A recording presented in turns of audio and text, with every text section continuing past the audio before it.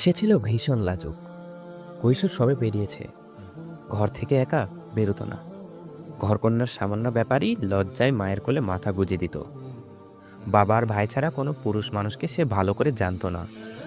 তার বয়স এমন হয়ে গিয়েছিল যে বাবার আদর আর ভাইয়ের প্রশ্রয় ছাড়াও স্বামীর ব্যাপারটি সম্পর্কেও সে জেনে ফেলেছিল আর মনে মনে নিজেকে প্রস্তুত করছিল। বাবা মা আর ভাইটি তাকে তাদের জীবনের চেয়েও বেশি ভালোবাসতো। আজন্মা লাজুকি মেয়েটির জন্য তারা ভালো একটি ছেলে খুঁজছিল। কন্যা আর বোনের আসন্ন বিদায়ের বেদনায় নিকষ কালো রাতে সবার অজান্তে বাবা আর ভাইটি গোপনে অশ্রু ঝরাত। মেয়েটির নাম ছিল ফাতিমা। আমার ঘরের বাইরে প্রচণ্ড সাউন্ড বক্সে হ্যাপি নিউ ইয়ারের গান বাজছে। প্রচণ্ড শব্দে কান পাতা দেয়। পাড়ার ছেলেরা চিৎকার করে করে নাচছে। ফাতিমার ঘরের বাইরেও প্রচণ্ড শব্দ হতো এবং প্রায় প্রতিদিনই শব্দগুলো ছিল বোমা আর বুলেটের। তার বাসাটা ছিল বাগদাদে। সে রাতেও ছিল নিকষ কালো রাত। বোনটি স্বামীর ঘরে চলে যাবে এটা ভেবেই ভাইটির চোখ বেয়ে নীরব অশ্রুপাত হচ্ছিল। বাসার বাইরে কি কোনো শব্দ হলো? গাড়ি থামার শব্দ? গুলি আর বোমার ভেতরেই তাদের বসবাস, কিন্তু এটা তো অন্য শব্দ। এবার বাসার বাইরে থেকেই গুলির শব্দ পাওয়া গেল। ফাতেমার ছোট্ট এ পরিবারের সবাই জেগে উঠল। চোখের পলকে দরজা ভেঙে গেল আর হুড়মুড় করে ঘরে ঢুকে পড়ল একদল আমেরিকান সেনা। ফাতিমার পরিবারের অন্যদের কী অবস্থা হয়েছিল তা জানা যায়নি, তবে তার বাবা মা ভাইটি এমন ছিল না যে তারা বেঁচে থাকতে ফাতিমাকে উঠিয়ে নিয়ে যেতে দেবে।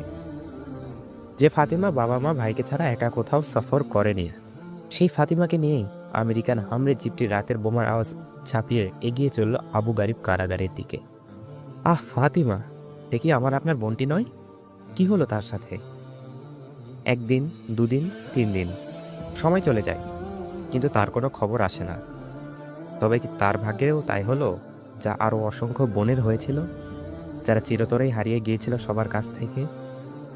কয়েকদিন পর একটি গোপন চিঠি এলো আবু গারিব থেকে। এ তো ফাতিমার চিঠি। কি লিখেছে সে? আসুন দেখি। বিতাড়িত শয়তান থেকে আল্লাহর কাছে আশ্রয় চাইছি। পরম করুণাময় ও অসীম দয়ালু আল্লাহর নামে শুরু করছি। কুল হু আল্লাহু আহাদ আল্লাহুস সামাদ লাম ইয়ালিদ ওয়ালাম ইউলাদ ওয়ালাম ইয়াকুল্লাহু কুফুয়ান আহাদ। আমি শুরুতে এই সূরার উদ্ধৃতি দিলাম, কেননা আমি মনে করি মহান আল্লাহর পরিচয় তুলে ধরার জন্য এই সূরাটি সবচেয়ে ভালো। আর মুমিনদের অন্তরে এই সূরাটি দৃঢ়ভাবে গেঁথে আছে। আল্লাহর পথে লড়াইরত আমার ইরাকি মুজাহিদ ভাইরা, আপনাদের কাছে আমার কী বা বলার আছে? শুধু এতটুকুই বলি, আমার মতো এমন অসংখ্য ইরাকি বোনের গর্ভে এখন মার্কিন সেনারূপী পশুদের বাচ্চা। এরা আমাদের অসংখ্যবার ধর্ষণ করেছে। তারা আমাদের শরীরকে নষ্ট করে দিয়েছে, আমাদের মুখে থুতু ফেলেছে। আর যে কোরআনকে আমরা গলায় ঝুলিয়ে রাখি, সে কোরআনকে তারা ছিঁড়ে ফেলেছে। আল্লাহু আকবার, আল্লাহু আকবার। আপনারা কি আমাদের অবস্থা উপলব্ধি করতে পারছেন না? আপনারা কি এখনকার অবস্থা সম্পর্কে জানেন না? আমরা আপনাদের মুসলিম বোন, আমরা আপনাদের মুসলিম বোন। আল্লাহ কাল এ ব্যাপারে আপনাদের কাছ থেকে হিসাব নেবেন।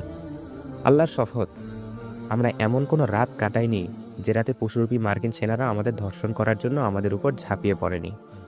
আমরা হচ্ছে তারা যারা আল্লাহর ভয়ে নিজেদের সতীত্বকে রক্ষা করে চলতাম। আল্লাহকে ভয় করুন ও ভাই, আল্লাহকে ভয় করুন। আমাদের সহ তাদেরকে মেরে ফেলুন, আমাদের সহ তাদেরকে ধ্বংস করে ফেলুন। আমাদের এখানে এভাবে ফেলে রাখবেন না, আমাদের এখানে এভাবে ফেলে রাখবেন না, যাতে তারা আমাদেরকে ধর্ষণ করে আনন্দে থাকতে পারে। এটা আপনাদের জন্য আল্লাহর সান্নিধ্য পাবার একটা পথ হবে। আমাদের ব্যাপারে আল্লাহকে ভয় করুন। মার্কিনদের ট্যাঙ্ক ও বিমানকে উপেক্ষা করুন। আবু গারিবে আমাদের কাছে আসুন, আবু গারিবে বন্দীদের কাছে আসুন। আমি আপনাদের মুসলিম বোন ফাতিমা, আমি আপনাদের মুসলিম বোন ফাতিমা। একদিন তারা আমাকে 9 বারের বেশি ধর্ষণ করেছে, 9 বারের বেশি। আপনারা কি উপলব্ধি করতে পারেন না? ও ভাই, আপনারা কি উপলব্ধি করতে পারেন না? কল্পনা করুন, আপনার আপন বোনটিকে যদি তা করা হতো। আপনারা কেন আমাকে বোন হিসেবে নিচ্ছেন না? আমি আপনাদের বোন, আপনারা কেন আমাকে বোন হিসেবে নিচ্ছেন না? আমার মতো এখানে আরও 13 জন মেয়ে আছে, সবাই অবিবাহিতা। সবাইকে প্রত্যেকের সামনে ধর্ষণ করা হয়েছে। তারা আমাদেরকে নামাজ পড়তে দেয় না, তারা আমাদের কাপড় কেড়ে নিয়েছে এবং আমাদের পোশাক পরতে দেয় না। আমি যখন এই চিঠি লিখছি তখন একটি মেয়ে আত্মহত্যা করেছে। তাকে বর্বরভাবে ধর্ষণ করা হয়েছে। একজন সৈন্য তাকে ধর্ষণ করার পর তার বুক ও উরুতে আঘাত করে। সেই সৈন্যটি তাকে অবিশ্বাস্যভাবে নির্যাতন করে। মেয়েটি এরপর দেয়ালের সাথে মাথা ঠুকতে শুরু করে। দেয়ালের সাথে মাথা ঠুকতে থাকে তার মৃত্যুর আগ পর্যন্ত। মৃত্যুর আগ পর্যন্ত সে আর সহ্য করতে পারছিল না। যদিও আত্মহত্যা করা ইসলামে হারাম, আমি তাকে ক্ষমা করে দিয়েছি। আমি আশা করি আল্লাহ তাকে ক্ষমা করে দেবেন, কারণ তিনি হলেন সর্বোত্তম ক্ষমাশীল। মুসলিম ভাইরা, আমি আপনাদের আবার বলি, আল্লাহকে ভয় করুন। আমাদের সহ তাদের মেরে ফেলুন, যাতে আমরা শান্তি পেতে পারি। আবু গারিব কারাগার থেকে আপনাদের বোন ফাতিমা।